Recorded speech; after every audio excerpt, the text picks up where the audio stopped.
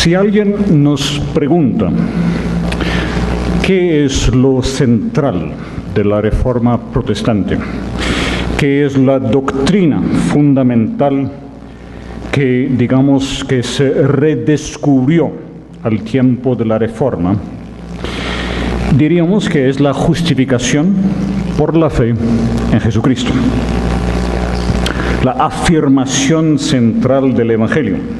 Y agradecemos a los reformadores, especialmente Lutero, por haber recuperado ese centro del Evangelio paulino, de que nosotros somos salvos por la obra de Cristo y no por nuestras propias obras. Que la justicia de Dios que se revela en el Evangelio es aquella justicia que recibimos por la fe en Cristo. Y si en algo nos diferenciamos del cristianismo católico, es justamente en la afirmación de que nuestra salvación es gratuita, que nosotros nos salvamos únicamente por los méritos de Cristo. Nuestras obras no contribuyen nada a la salvación. Pero estamos viviendo en la actualidad un momento en la historia de la Iglesia en que los teólogos, justamente los teólogos evangélicos, los herederos de la Reforma, están debatiendo nuevamente la doctrina de la justificación. Hace 10 años, la editorial CLIE publicó esta obra de N.T. Wright. N.T. normalmente se le dice Tom Wright, el nombre completo es Nicolás Tomás. Tom Wright, con el título El verdadero pensamiento de Pablo. ¿Cuántos de ustedes ya habían visto el libro? ¿Cuántos de ustedes han leído el libro? ¡Qué bueno, qué bueno, qué bueno! Es un libro que pone en tela de juicio la lectura común de Pablo desde el tiempo de Lutero. Y este libro puede asustar al lector desprevenido, como cuando este autor dice que para Pablo el Evangelio no es un mensaje sobre cómo alcanzar la salvación, y que el Evangelio no se refiere a la doctrina de la justificación por la fe. También dice el libro que la justificación no ocupa el lugar central en el pensamiento de Pablo, que la justificación no contesta la pregunta sobre cómo pueden los seres humanos ser reconciliados con Dios. Dice el autor, Tom Wright, que cuando Pablo habla de justificación, no está hablando de cómo convertirse al cristianismo, sino de saber quién forma parte del pacto. También el autor rechaza la idea de que en la justificación la justicia de Dios le es imputada al pecador. Ahí tienen suficiente para abrirles el apetito. Les recomiendo el libro, porque es una excelente introducción al pensamiento de Pablo y sirve para llevarnos a preguntar, a cuestionar conceptos centrales que hemos tenido tradicionalmente en cuanto a la teología de Pablo. No digo que estoy de acuerdo con todo lo que dice Wright. Que conste que los libros de este Tom Wright y otros han generado una controversia mayúscula en otras latitudes. El reconocido predicador y autor John Piper, ¿han escuchado de él? Publicó un libro en el 2007, El futuro de la justificación, para cuestionar esta nueva interpretación de Pablo y para defender, con una exégesis concienzuda, la perspectiva reformada tradicional de la justificación por la fe. En el 2009, Wright contestó a Piper con el libro Justificación.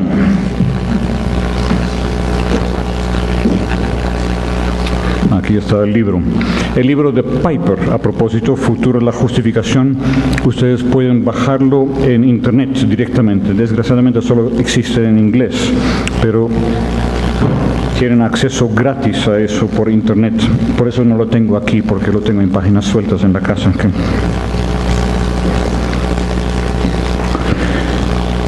Parte de la razón por qué les estoy recomendando el libro de Wright es que Wright nos dice aquí de dónde salió esta nueva perspectiva, hoy ya se habla en plural, estas nuevas perspectivas de Pablo.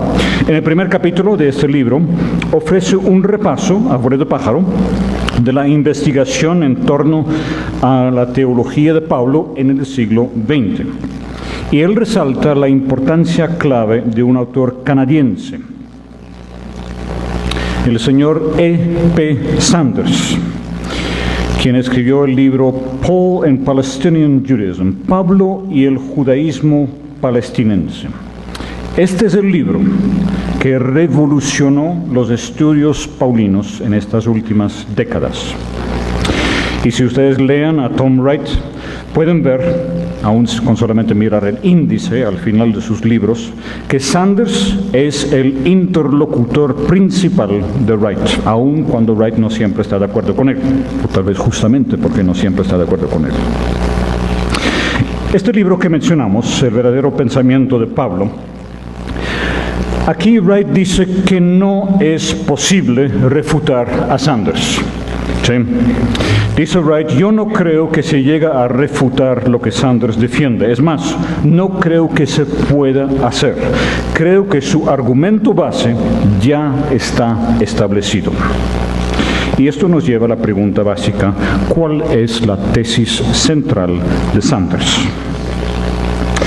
Y la pregunta nos interesa no porque queremos meternos en la pelea de titanes entre Wright y Piper, sino porque se levantan aquí interrogantes fundamentales respecto a la justificación por la fe, el tema central del cristianismo protestante desde la Reforma, y porque está en juego una regla fundamental de la exégesis.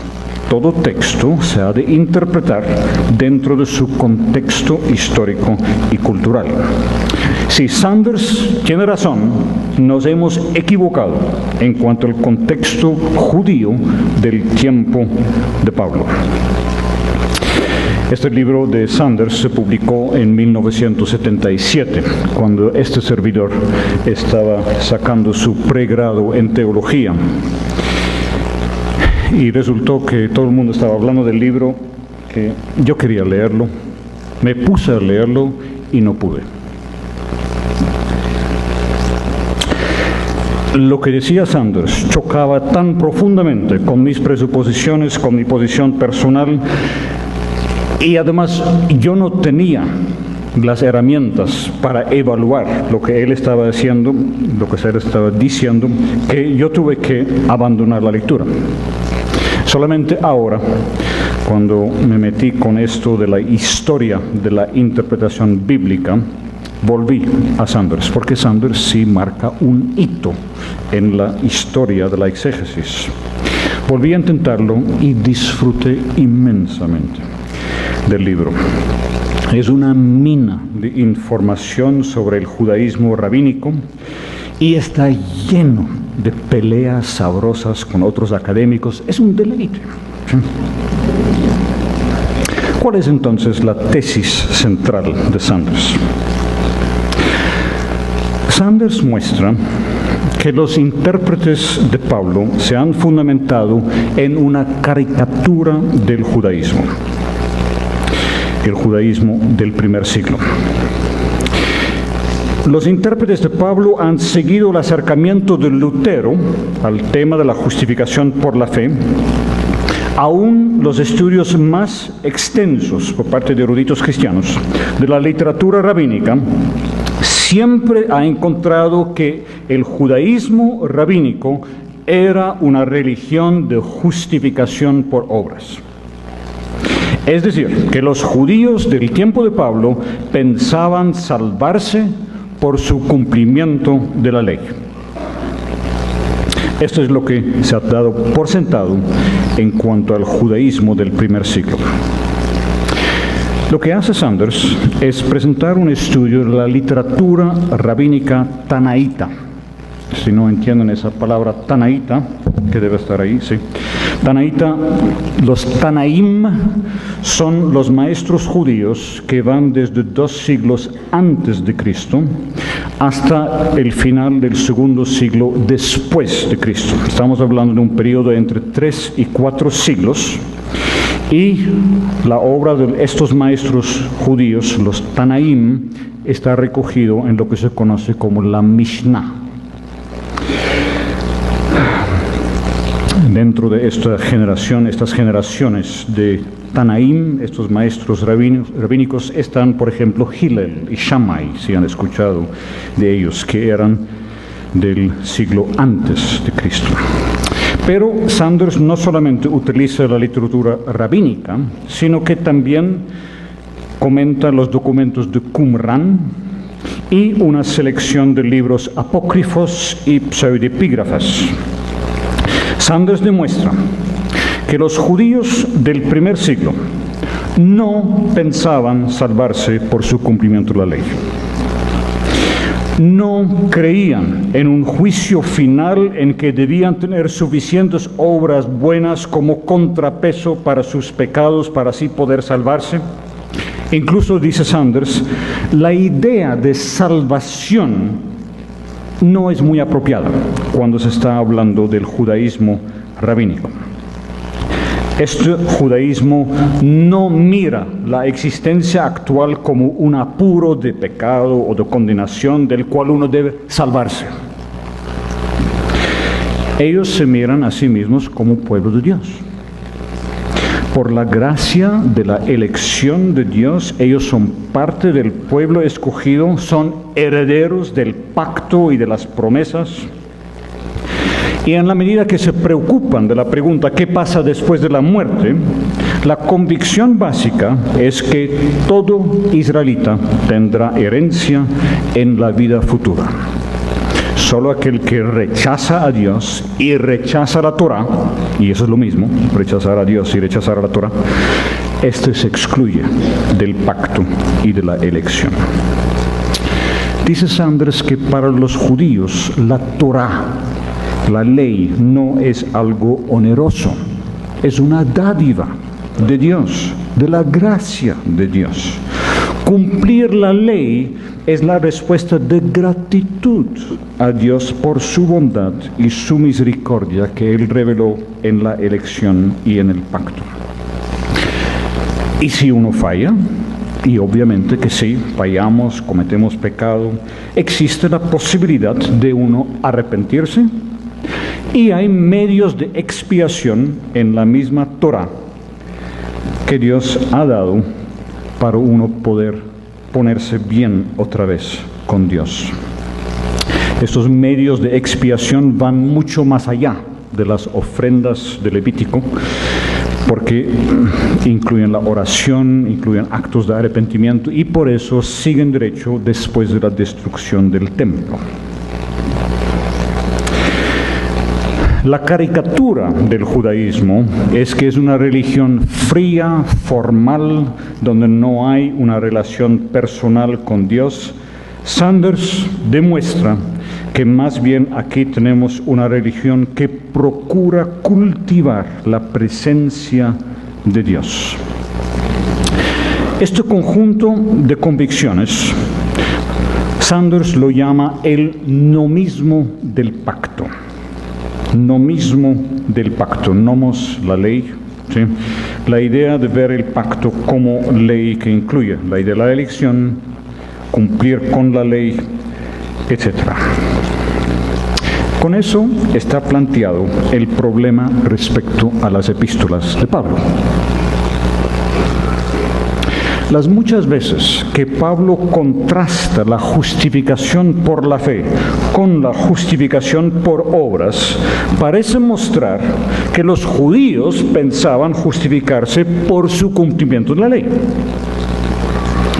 En la Reforma, este contraste entre fe y obras llegó a ser la clave interpretativa. Aquí deben corregir algo donde dice cruz, debe ser crux, en vez de una X, en vez de una Z, porque la palabra es en latín, crux interpretum, una clave interpretativa. Eso, fe y obras, es la clave interpretativa para entender la justificación como la acción de Dios en su gracia de declarar justo al pecador. Tengo competencia aquí. Dentro de los debates teológicos de la Reforma, Lutero y Calvino están enfrentando lo que ellos ven como una tendencia semi-pelagiana.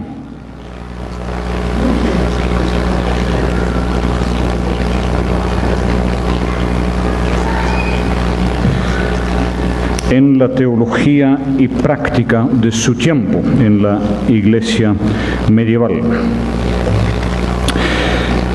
Dentro de la Iglesia en ese entonces parece que se está dando un papel demasiado importante a los esfuerzos humanos como parte de la salvación.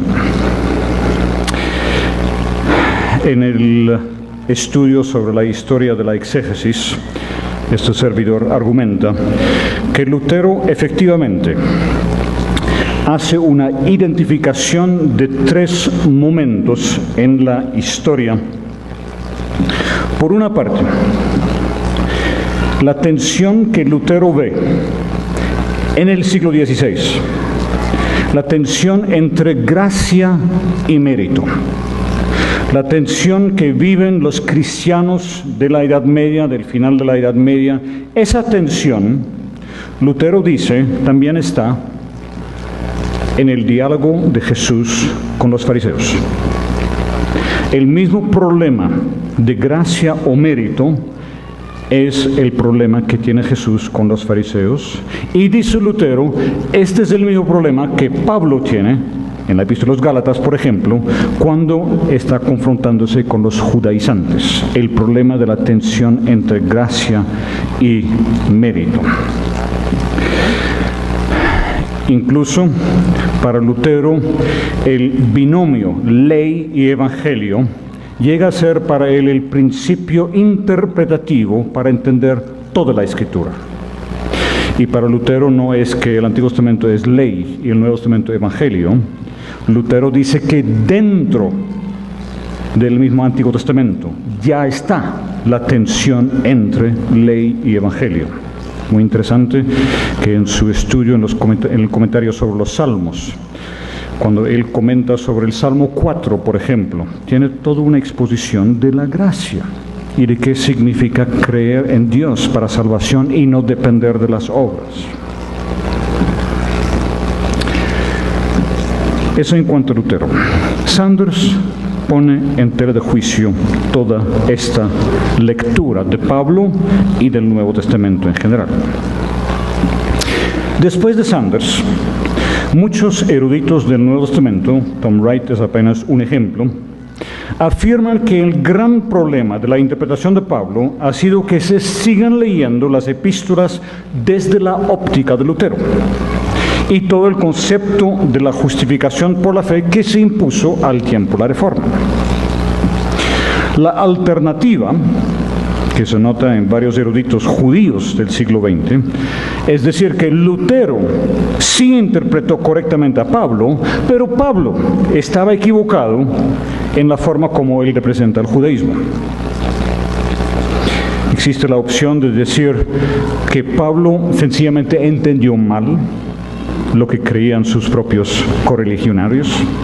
Es posible decir que Pablo representa un judaísmo, como algunos han dicho, un judaísmo inferior, que se veía más en la dispersión del judaísmo, pero no en Palestina. Hoy en día, más bien se opta por decir, hemos entendido mal a Pablo, y cuestionar la interpretación de Pablo.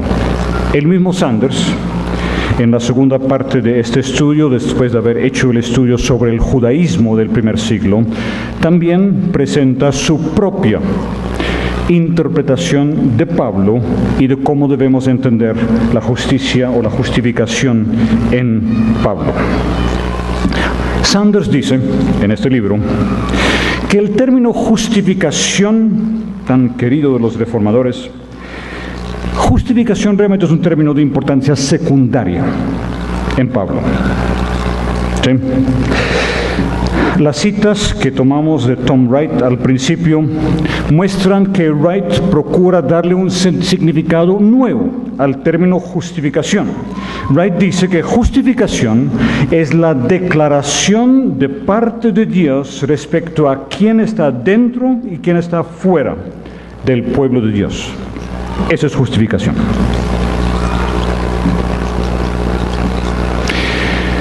Wright y otros han interpretado lo que Pablo dice en cuanto a las obras de la ley como una referencia no a cumplir toda la ley del Antiguo Testamento, sino las obras de la ley es una referencia a los distintivos judíos.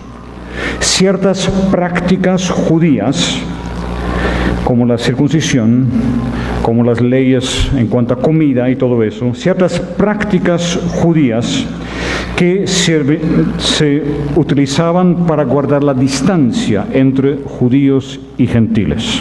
¿Sí? Aquí está la diferencia. Estos son los que tienen la circuncisión, estos son los que no comen almuerzo juntamente con gentiles, etc. El debate sobre la interpretación de Pablo sigue. Y de cierta manera resulta muy alentador que en pleno siglo XXI la pregunta sobre el corazón del Evangelio y la pregunta sobre la justificación por la fe esté en el centro del debate teológico. No hay nada malo en revisar y cuestionar la lectura tradicional de las epístolas de Pablo. Y los esfuerzos por reinterpretar a Pablo, por lo general, no se quedan en decir que ese pobre Pablo sencillamente ignoraba su propio contexto religioso, teológico, judío. Más bien, estos libros, y el libro de Wright aquí es un buen ejemplo, esos libros se empeñan por mostrar la riqueza y la profundidad de la teología de Pablo. Por eso también les recomiendo la lectura del libro. Aquí en esta mañana yo no voy a lanzarme al debate en torno a la nueva perspectiva de Pablo, ni mucho menos declarar de qué lado estoy en la controversia entre Wright y Piper. Pero noten, por favor, que el señor Piper no está sencillamente defendiendo la posición tradicional reformada y su lectura de Pablo. Sus argumentos se fundamentan en su propia investigación en Romanos y en su investigación del trasfondo en el Antiguo Testamento del tema de la justicia de Dios. El libro de Wright vale la pena. El libro de Piper vale la pena por esa razón. Aquí quisiera limitarme a hacer algunas observaciones en torno al argumento de Sanders. No tanto para cuestionar su interpretación del judaísmo rabínico, sino más bien cuestionar las conclusiones que él mismo saca de esa interpretación, y más aún las conclusiones que otros han sacado de la obra de Sanders. Como todo buen libro, esta obra de Sanders no es apenas un tesoro de conocimiento, un argumento brillante, siempre es un estímulo. Cuando alguien muestra que varias generaciones de eruditos han estado completamente equivocados, ¿sí? Y más cuando esos eruditos de todas maneras no les simpatizaban mucho a uno, y uno está feliz de que por fin se ha demostrado que estaban equivocados. Pero el libro de Sanders es un estímulo para replantear una serie de preguntas centrales para la interpretación del Nuevo Testamento. Y esas preguntas van mucho más allá de la relación de Pablo con el judaísmo de su tiempo. Si Sanders tiene razón, si efectivamente este judaísmo del primer siglo se centraba en la gracia, en la elección de Dios, Si es cierto de que este judaísmo miraba el cumplimiento de la ley no tanto como un deber, sino como una acción de gracias a Dios por su gracia. Si es cierto que todo israelita que no rechazaba a Dios tenía parte en el mundo venidero. Si lejos de ser una religión fría y formal, se trata de una devoción intensa que procura cultivar la presencia de Dios. Si todo eso es cierto, ¿cuál es entonces el problema que Jesús le ve al judaísmo? ¿Cuál es el problema para Pablo? El mismo Sanders plantea la pregunta sin nunca contestarla. Hacia el principio de su libro, en la cita de un erudito judío, Montefiore, quien había luchado desde mucho antes de Sanders por una nueva comprensión del judaísmo. Montefiore dice, y lo dice en 1914, 100 años atrás, que para el judaísmo rabínico como para Jesús, Dios era tan bueno, cercano y amoroso, y el hombre por la ley y por el arrepentimiento tenía oportunidades tan constantes, fáciles y eficaces de acercarse a Él, que no había necesidad de un evento tremendo, cósmico y divino, tal como se provee en la encarnación y crucifixión. Y todo el libro de Sanders apenas refuerza la pregunta, en buen paisa. ¿Para qué pues?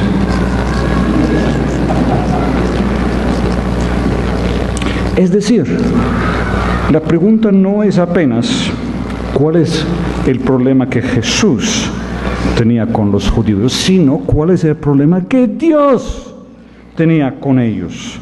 ¿Para qué enviar a su Hijo a morir en una cruz? Si aquí había una religión perfectamente servible, que reconocía la gracia de Dios y las imperfecciones del hombre, que tenía sus medios de reconciliación en caso de pecado, que procuraba fundamentarse en la manera más concienzuda en la revelación que Dios mismo les había dado en Moisés y los profetas. No es este el lugar para intentar una refutación de la tesis central de Sanders, y Wright nos dice que es imposible refutarlo, y yo no soy quien para colocarme en el nivel de erudición y pericia que tiene Sanders en esta temática. Se trata aquí apenas de plantear algunos interrogantes en el margen de su argumento, porque la temática que se levanta es muy buena para repensar temas centrales del Nuevo Testamento y su relación no solo con el judaísmo del primer siglo, sino la relación del Nuevo Testamento con el Antiguo Testamento. Y creo que vale la pena hacerlo, porque existe la tendencia de recurrir a la famosa frase, doctores tiene la Santa Madre Iglesia. Es decir, que uno se siente desautorizado para opinar respecto a esos grandes debates. Al final de enero yo estaba sentado en un taxi y el taxista no era cristiano evangélico, pero el taxista tenía una opinión muy buena de ciertos pastores evangélicos que no tenían sino primaria, pero que podían ponerle estate quieto a esos curas tan estudiados por su conocimiento de la palabra. Y eso lo dice un taxista no cristiano. Me animó mucho.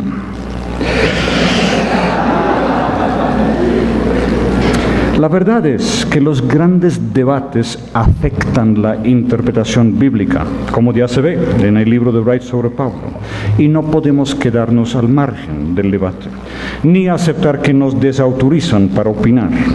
Más adelante vamos a volver a esa pregunta cuando hablamos de las consecuencias de la crítica bíblica. También buscan desautorizar. El gran teólogo Karl Barth plantea el peligro de que la reforma acabó con el magisterio de la Iglesia solo para verlo sustituido luego por el magisterio de los eruditos bíblicos. Peligro. Aquí lo que hacemos es solamente plantear preguntas. Una pregunta frente a Sanders. Uno se pregunta si esta nueva lectura del judaísmo del primer siglo, del tiempo de Jesús y de Pablo, si no es muy similar a la nueva lectura que se ha hecho, primero entre católicos, pero también entre historiadores en general, la nueva lectura que se ha hecho del catolicismo medieval. Los reformadores condenaron la teología y práctica de su tiempo como un cristianismo semipelagiano por enfatizar demasiado la responsabilidad humana. Y estos historiadores procuran mostrar con una abundancia de citas de teólogos, predicadores medievales, que de hecho la teología y práctica de la Edad Media no era muy diferente a lo que los reformadores estaban predicando. La analogía con lo que hace Sanders surge porque en los dos casos se presenta la misma pregunta. ¿Cómo pudieron Jesús y Pablo, cómo pudieron los reformadores, equivocarse tan completamente en cuanto al propio contexto en que vivieron?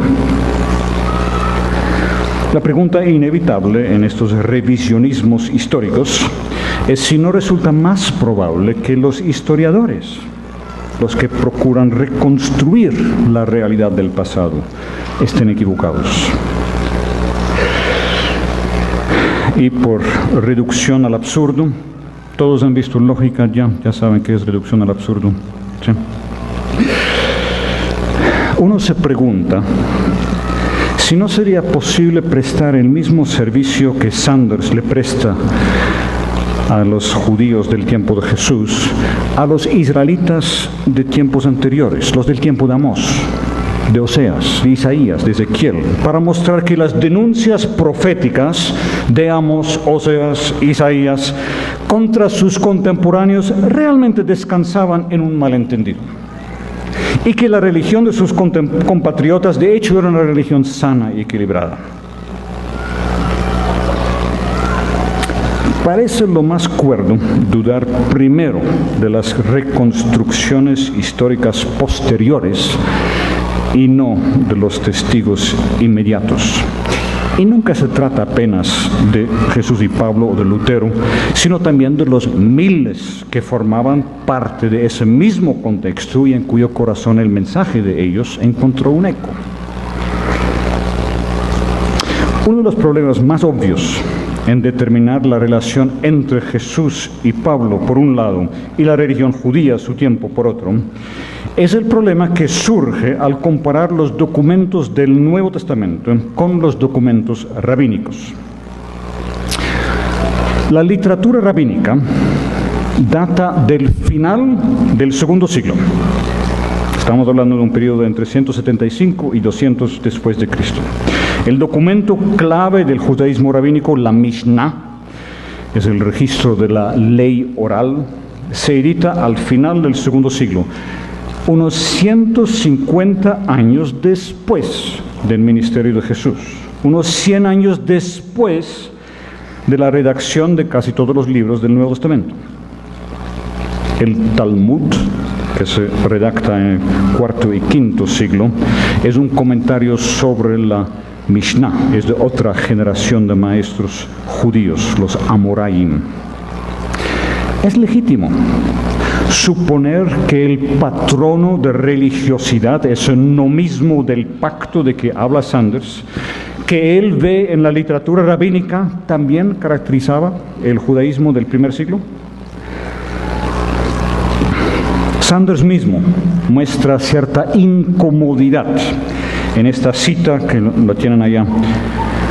Dice Sanders, aún si los diferentes temas y motivos del nomismo del pacto no se habían elaborado con la precisión que se encuentra luego en la literatura rabínica, el nomismo del pacto tiene que haber sido el tipo general de religión predominante en Palestina antes de la destrucción del templo. Noten el elemento de duda. Tiene que haber sido. Eso aparece al final de sus conclusiones sobre el judaísmo palestinense antes de meterse al estudio de Pablo, con el que concluye el libro. Ahora es cierto, Sanders no se limita a la literatura rabínica. ¿Sí? Para asegurar la validez más general de su análisis, él incluye también varios libros apócrifos como reflejo de la religiosidad judía en el primer siglo. Él habla de Eclesiástico o Sirácida, que está dentro de los deuterocanónicos del Antiguo Testamento católico. Analiza también Primera de Enoc, libro de Jubileos, Salmos de Salomón y Cuarto de Esdras. Muchos de esos documentos no se dejan fechar fácilmente, pero no hay razón para cuestionar de que pertenecen efectivamente al periodo que llamamos intertestamentario y que son más o menos contemporáneos con los documentos del Nuevo Testamento. Uno sí puede preguntar si son representativos del judaísmo porque no gozaban de ninguna autoridad entre los judíos en Palestina. Sanders también analiza los documentos de Qumran. Y si no fuera por otras razones contundentes, su libro valdría la pena ya solo por la descripción de la teología y práctica de la comunidad de los esenios de Qumran. Y con los documentos de Qumran no existe ninguna duda en cuanto a fecha. Aquí sí estamos hablando de una secta judía y de unos documentos del primer siglo. Son contemporáneos con la primera iglesia cristiana. Pero la verdad es que esta ampliación del estudio por parte de Sanders para ir más allá de la literatura rabínica e incluir estas otras obras apenas sirve para resaltar el problema y debilita el argumento de Sanders. Les mostramos aquí un resumen de lo que Sanders llama el nomismo del pacto. ¿Qué es en qué consiste? Primero, Dios que ha escogido a Israel y Dios ha dado la ley. La ley implica la promesa de Dios de preservar la elección, mantener la elección. Se trata de un pacto eterno. Y también la ley implica la necesidad de obediencia. Dios recompensa la obediencia y castiga la maldad. La ley provee los medios de expiación y con eso se renueva o se preserva la relación de pacto. Y por fin, todos aquellos que se mantienen dentro del pacto por su obediencia, es decir, que no lo rechazan abiertamente, por su obediencia, por la expiación, por la misericordia de Dios, tendrán parte en la vida venidera. Lo que dice Sanders literalmente es que serán salvos. Pero mismo Sanders nos dice que la salvación no es un término apropiado para usarlo del judaísmo de ese entonces. Aún con esta descripción tan general y realmente nebulosa de qué es el nomismo del pacto, el estudio de los documentos no apoya la conclusión. Uno de los libros apócrifos, Cuarto de Esdras, no cabe dentro de este nomismo del pacto de Sanders, porque presenta un legalismo perfeccionista y una salvación por obras, explícitamente. Exactamente lo que Sanders dice es una caricatura del judaísmo, no lo que realmente creía. Sanders trata de descontar el testimonio del Cuarto de Esdras. Él es quien lo incluyó en el estudio. Y la forma como argumenta presenta un conjunto de falacias muy interesantes. Ya todos ustedes han estudiado los 18 falacias en clases lógicas, ¿sí? Muy bien, voy a usar varios en esta exposición. La falacia principal que utiliza Sanders es la falacia de petición de principio, que también se conoce como la falacia de... ¿Dónde está Cristian? Argumento circular, por favor, por favor. Sanders dice que el Cuarto de Esdras es posterior a la caída de Jerusalén, en el 70, y por tanto no representa el judaísmo pre-70, y no puede representar el judaísmo al cual se oponen Jesús y Pablo, y dice que todo este libro, Cuarto de Esdras, es marcado por la caída de Jerusalén, Literalmente, la razón de ser del libro es la opresión física de Israel por parte de Roma. Las preguntas que surgen son obvias. ¿Acaso no existía dolor en Israel por la opresión antes del año 70? ¿No era por eso que se inició la guerra que terminó con la destrucción del templo? Y si descartamos el testimonio de Cuarto de Esdras porque es posterior al año 70, ¿no resulta lógica también descartar toda la literatura rabínica que es del final del segundo siglo? En los documentos de Qumran el problema es similar. Parte fundamental del nomismo del pacto de Sanders es que todo israelita que no rechaza abiertamente el pacto con Dios tendrá parte en la vida venidera.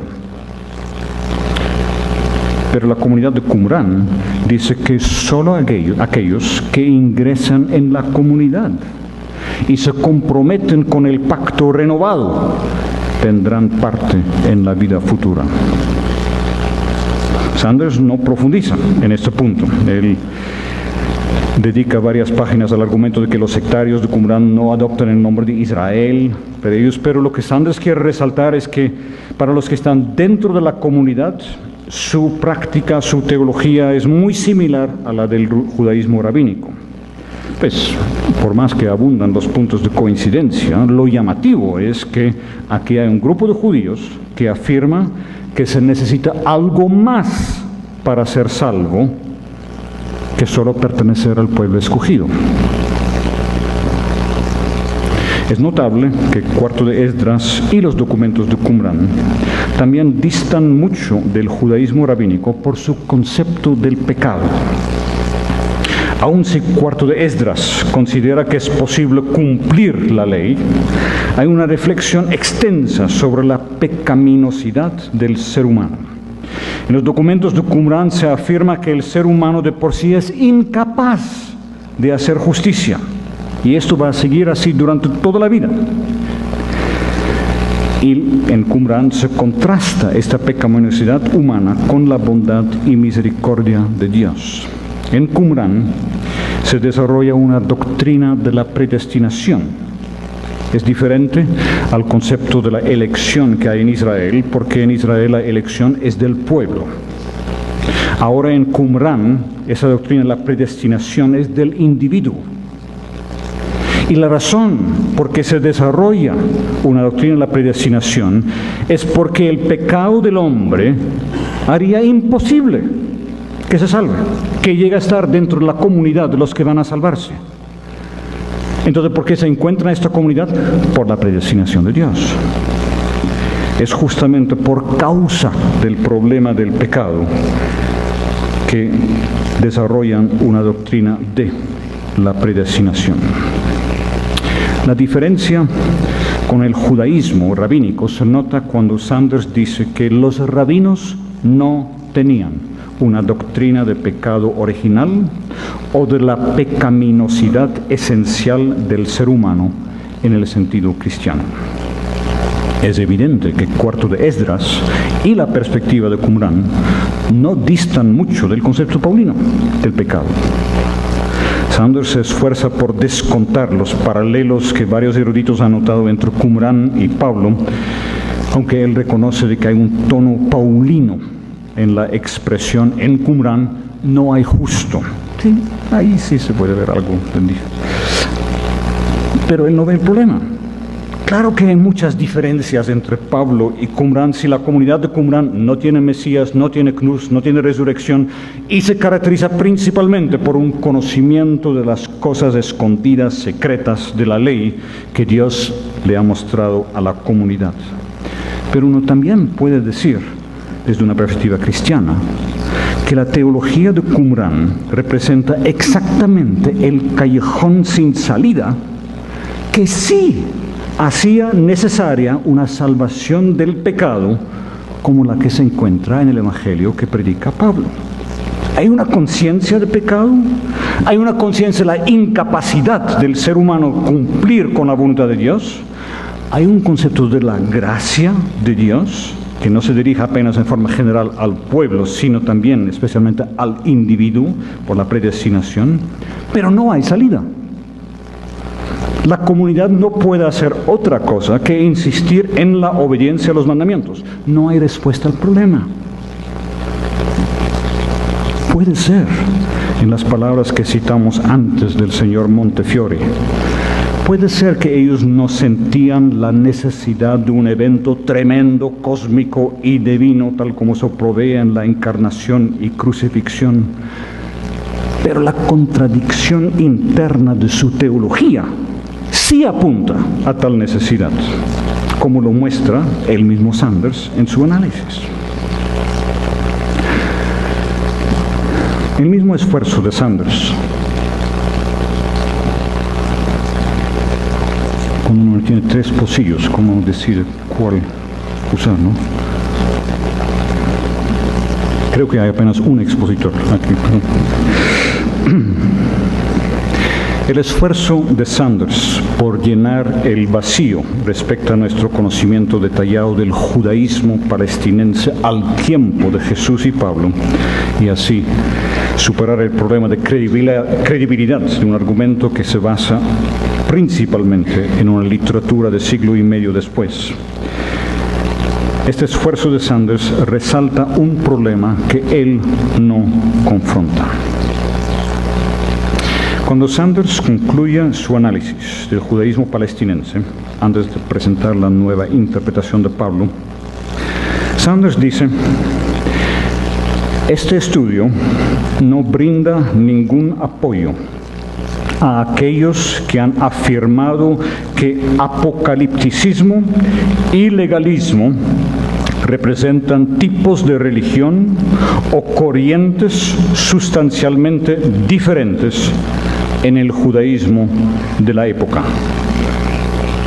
Y él dice que el énfasis nomista, énfasis en el cumplimiento de la ley, juntamente con una marcada expectativa escatológica en Qumran, los dos se encuentran en Qumran, eso muestra de que uno no puede hacer la distinción entre dos corrientes religiosas. Muy bien, digamos que Sanders tenga razón. Pero lo que hay que reconocer aquí es que la literatura rabínica, que sirve de piedra angular en todo el argumento de Sanders, la literatura rabínica representa un judaísmo en la que la dimensión escatológica, apocalíptica, ha desaparecido. Y es un hecho que Sanders ni lo reconoce ni lo niega tampoco, y no muestra las implicaciones que eso tiene, cuando obviamente tiene importancia crucial, un botón para la muestra. Ya vimos que Sanders en diversas oportunidades dice que no es muy apropiado hablar de salvación o hablar de soteriología dentro del judaísmo. Es un error suponer, dice Sanders, que los rabinos se preocupan por la pregunta de cómo ser salvos. Y como ya vimos, Sanders mismo no es muy consistente, porque al final dice que sí, todo israelita se salva. Y también Sanders dice que la obediencia, o por lo menos la intención de obedecer, es conditio sine qua non, condición imprescindible para la salvación.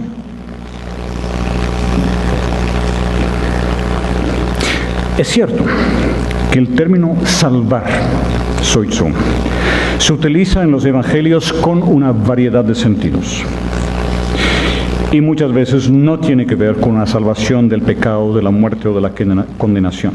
Pero sí hay indicios en los evangelios que existía una preocupación por una salvación más allá de la sanidad de una enfermedad o la solución de un problema apremiante. En Lucas capítulo 13, versículo 23, una persona cuyo nombre no se nos dice, interlocutor anónimo, le pregunta a Jesús: Señor, ¿son pocos los que se salvan? Y es muy curioso, porque suena casi igual a una frase en cuarto de Esdras que dice: muchos son creados, pero pocos son salvos. Aquí hay una preocupación por la salvación. En los evangelios, el relato del joven rico que encontramos en los tres sinópticos demuestra que las frases heredar la vida eterna, entrar en el reino de Dios y salvarse se utilizan en forma intercambiable.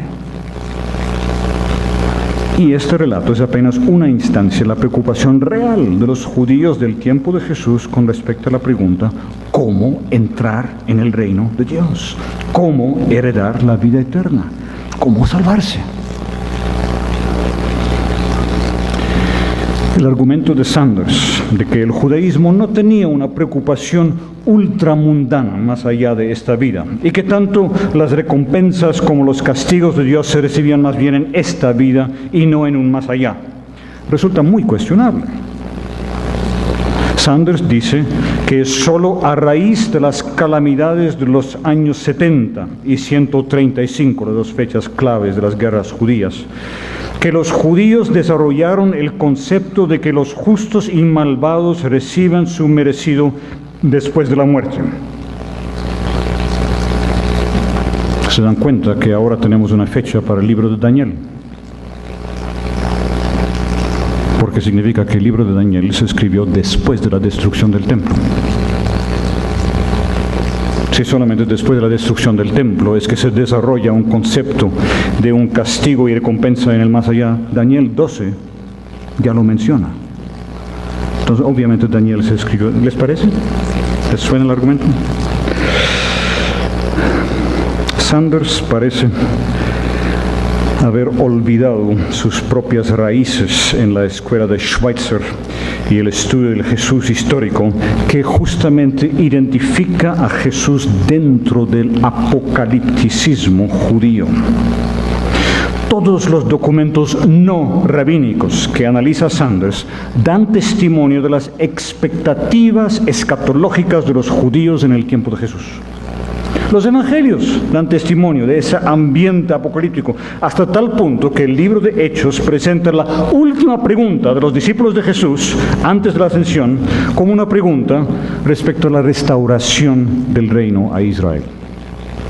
El punto donde el lector cristiano se pregunta si estos discípulos no entendieron nada. Todo bueno. El mismo Sanders reconoce la dimensión escatológica, la expectativa del retorno inminente de Jesús tan evidente en Pablo. Y nota que la mayoría de las veces que Pablo utiliza el verbo salvar, lo usa en tiempo futuro, como aquello que va a realizarse en el retorno de Cristo. A la luz del Nuevo Testamento y de toda la literatura intertestamentaria, es un despropósito completo afirmar que la idea de una recompensa después de la muerte solo surge después del año 70. El primer capítulo de la Mishnah concluye con una referencia a los días del Mesías, y a lo largo de la Mishnah se encuentran múltiples referencias a la vida venidera o la edad venidera, como el mismo Sanders lo reconoce. Ya se mencionó que los evangelios hablan de salvar como equivalente a heredar la vida eterna, entrar al reino de Dios, como también se notó en el texto citado del cuarto de Esdras. Salvar es equivalente a tener parte en la edad por venir. Todo eso implica que la redefinición de Sanders de la soteriología resulta muy cuestionable.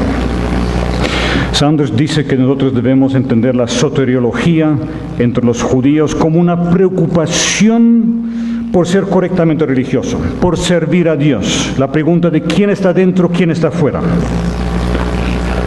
Pero esto no es la forma como la misma literatura rabínica utiliza la terminología salvación. La definición de Sanders no tiene fundamento. Y la definición no coincide con ninguno de los usos, muy variados por cierto, de salvar y salvación en el Nuevo Testamento, que en los evangelios por lo menos sí refleja el contexto judío de la época. La literatura rabínica muestra una preocupación persistente con el mundo venidero, la vida futura, y otras expresiones que a la luz del cuarto de Esdras y a la luz del Nuevo Testamento equivalen a salvación. Cualquier definición de soteriología en el judaísmo rabínico tiene que empezar con esas expresiones. La gran diferencia entre la literatura rabínica y el tiempo del Nuevo Testamento, y el tiempo del Nuevo Testamento, estamos hablando tanto de los documentos de Qumran, la literatura intertestamentaria, la gran diferencia está en el marco apocalíptico. Es importante profundizar en este punto, a una parte del análisis de Sanders, por cuanto afecta cualquier intento de comparar el Nuevo Testamento con la literatura rabínica, incluyendo la comparación de cómo se interpreta el Antiguo Testamento en cada uno. Vamos a profundizar en esto después del algo. Por ahora, unas preguntas finales en cuanto a Sanders. Cuando llegue el cafecito de las 10, dejamos a Sanders. Es muy posible que Sanders tenga toda la razón al rechazar una caricatura del judaísmo que ha imperado en los estudios paulinos hasta el siglo XX, y también que tenga toda la razón al decir que la literatura rabínica, que por lo general ha servido de base para dicha caricatura, no apoya una salvación por obras o por cumplir la ley. Está bien. A la vez, es cierto que la obra de Sanders no nos ayuda a entender cuál era el reclamo que Jesús les hacía a los fariseos y escribas. En forma negativa, podemos suponer ahora que Jesús no los confronta porque piensan salvarse por sus propios esfuerzos, y esa percepción ya es un avance sólido, pero todavía no tenemos respuesta a la pregunta. Entonces, ¿cuál era el problema? Asimismo, podemos estar de acuerdo con Sanders en afirmar que Pablo no acusa a los judíos de querer salvarse por sus propios esfuerzos, pero sigue en pie la pregunta: ¿cuál era entonces el problema de los judíos en la opinión de Pablo? Tampoco tenemos ahora una idea más clara en cuanto a cómo se han de entender los conceptos de justificación, de salvación en Pablo y en el resto del Nuevo Testamento. A la luz del análisis de Sanders, las preguntas mencionadas cogen mayor peso y urgencia. Si nos hemos acostumbrado a ciertas caricaturas del judaísmo que brindaba respuestas equivocadas a las preguntas, el reconocimiento del error no significa que ahora sí tenemos una respuesta correcta. Y Tom Wright y otros dan la impresión de que ahora sí sabemos, ahora hemos avanzado mucho. Las limitaciones de la obra de Sanders, con todos los méritos que tiene, están a la vista. Jesús se enfrentó a la secta de los fariseos, y Pablo había sido fariseo antes de su conversión. Si el judaísmo de los fariseos y el judaísmo rabínico, de la literatura rabínica, forman una unidad, si hay una continuidad entre los dos, entonces lo que Sanders dice va a tener mucha relevancia, pero Sanders mismo dice que no hay continuidad.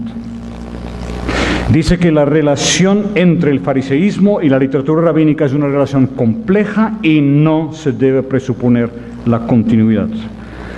Ahora, si la literatura rabínica no refleja la perspectiva de los fariseos del primer siglo, el estudio de Sanders pierde relevancia para entender el Nuevo Testamento en general y a Pablo en particular.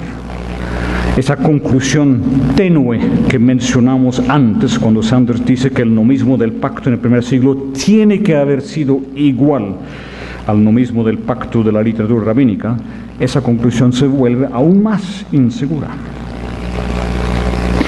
Aún si el judaísmo rabínico fuera fiel reflejo y desarrollo del judaísmo de los fariseos, el análisis de Sanders tiene obvias limitaciones, porque los evangelios presentan una tensión inherente entre los judíos mismos en torno a los fariseos.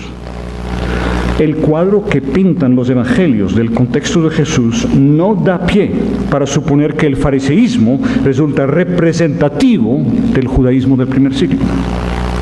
Y sabemos que entre los fariseos existían diferentes corrientes. Tanto la Mishnah como Talmud reflejan la tensión entre la escuela de Hillel y la escuela de Shammai. ¿Sí? Surge desde el primer capítulo de la Mishnah. La escuela de Hillel era más flexible, la escuela de Shammai era más rigurosa en su aplicación de la ley. Las dos escuelas, las dos tendencias habían existido desde antes de Cristo. Y después, en el segundo siglo, viene la escuela del Rabí Akiva, que es aún más flexible que Hillel. ¿Qué importancia tiene el hecho que Jesús se identifica con la posición de Shammai respecto al divorcio en Mateo 19 y rechaza la posición de Hillel? Si es cierto que Pablo fue shamaíta, y eso es lo que Wright afirma, ¿no resulta importante que la literatura rabínica refleja la ascendiente de Hillel? ¿No es posible, por ejemplo, que la afirmación de que la persona que se circuncida debe guardar toda la ley representa una posición shamaíta en Pablo? La mayor deficiencia del análisis de Sanders, inevitablemente, es el haber dejado fuera de consideración los evangelios y el libro de Hechos. Se enfoca en Pablo y deja a Jesús por fuera, incluso cuando Sanders introduce sorpresivamente una observación respecto a Jesús. La observación apenas sirve para resaltar el vacío en su estudio. No es claro si Sanders comparte la opinión bastante difundida en círculos académicos de que el cristianismo de Pablo y la teología que elabora en sus epístolas muy poco tiene que ver con el de Jesús y los evangelios, pero este enfoque exclusivo en Pablo descarta toda posibilidad de ver una continuidad entre Jesús y Pablo en el tema del judaísmo. Una última observación. Aunque Sanders menciona una vez el tema de los prosélitos, ese tema representa otro de los grandes vacíos de su estudio. Suponiendo que el argumento central de Sanders es correcto y que el judío promedio tenía claro que estaba dentro por la elección del pueblo y no por su propia obediencia, la pregunta surge si este equilibrio entre elección y obediencia tenía una contraparte para los prosélitos. El prosélito no se sabe hijo de Abraham, ni objeto de la elección de Dios, hasta cuando se somete a la ley, empezando por la circuncisión. Siendo que el argumento de Pablo en Gálatas no se dirige a judíos, sino a gentiles creyentes que se sienten presionados a someterse a la circuncisión, se necesita una discusión más amplia sobre la teología del proselitismo. Toda la presentación del nomismo del pacto tiene poco peso si resulta que para el prosélito la salvación sí depende de su sumisión a la ley. Y si esta realidad es el trasfondo de la antítesis que Pablo desarrolla entre justificación por la fe y justificación por las obras de la ley. Y de todas maneras, Sanders ya está hilando muy delgado cuando declara que la obediencia es condición imprescindible de la salvación para el judío. Aún si dice, esta obediencia no le gana la salvación. Pero ¿cómo va a ser la situación del prosélito, que no está dentro del pacto hasta someterse a la ley?